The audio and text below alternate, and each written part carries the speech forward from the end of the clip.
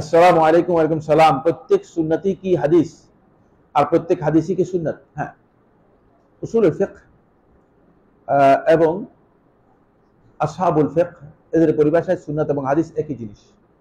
এই দুটি একটি আরেকটির সমার্থবোধক শব্দ।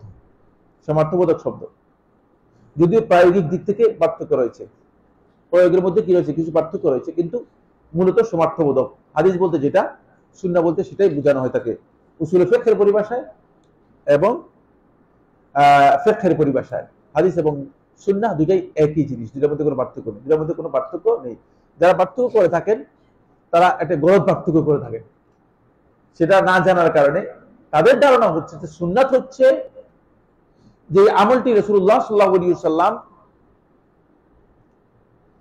সারা জীবন করেছেন, মৃত্যু পর্যন্ত করেছেন, সেটা হচ্ছে সুন্নাত।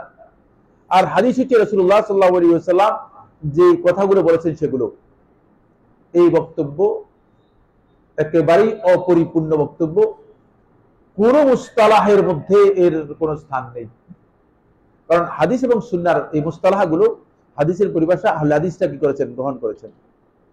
আর সুন্নাহর যে পরিভাষা রয়েছে, এই সুন্নাহর পরিভাষাটা আহলে হাদিসরা করেছেন, উসুল ফিকহ করেছেন, উসুলুদ্দীন উলামায়ে কেরাম করেছেন, আর তারপরে ফকিহগণ এই পরিভাষা ব্যবহার করেছেন, এবং পরবর্তী সময়ে যারা মুতাকাল্লিমিন রয়েছেন তারাও এই পরিভাষা ব্যবহার করেছেন, কিন্তু তারাও তাদের পরিভাষায় এই অর্থ প্রয়োগ করেনি, এই অর্থ প্রয়োগ করেনি। যদিও এর মানে প্রয়োগটা কোথাও কোথাও ভিন্ন প্রয়োগ রয়েছে, কিন্তু মৌলিকভাবে হাদিস এবং ফিকহ একই অর্থ বহন করে থাকে।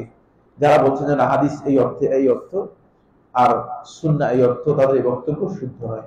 এই কারণে রাসূলুল্লাহ সাল্লাল্লাহু আলাইহি ওয়াসাল্লাম যখন কিতাবের বিপরীতে যখন আল্লাহ রাসূল সাল্লাল্লাহু আলাইহি ওয়াসাল্লাম কোনো বক্তব্য দিয়েছেন, তখন রাসূলুল্লাহ সাল্লাল্লাহু আলাইহি ওয়াসাল্লাম সুন্নাহর কথা উল্লেখ করেছেন। তারাকতু ফীকুম আমরাইন লান তাদিল্লু মা ইন তামাসসাকতু বিহিমা কিতাবাল্লাহি ওয়া সুন্নতি।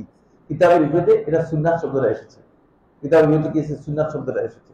সেখানে শুধু হাদিস আসে নাই, কারণ সুন্নাহটা অনেক ব্যাপক অর্থবোধক। শেখুল ইসলাম ইবনে কাইয়্যিম ইবনে তাইমিয়া রাহমাতুল্লাহ আল ওসিয়াতুল কুবরার মধ্যে 10ম পৃষ্ঠায় এই বিষয়ে বিস্তারিত আলোচনা করেছেন। বারাকাল্লাহু ফীকুম।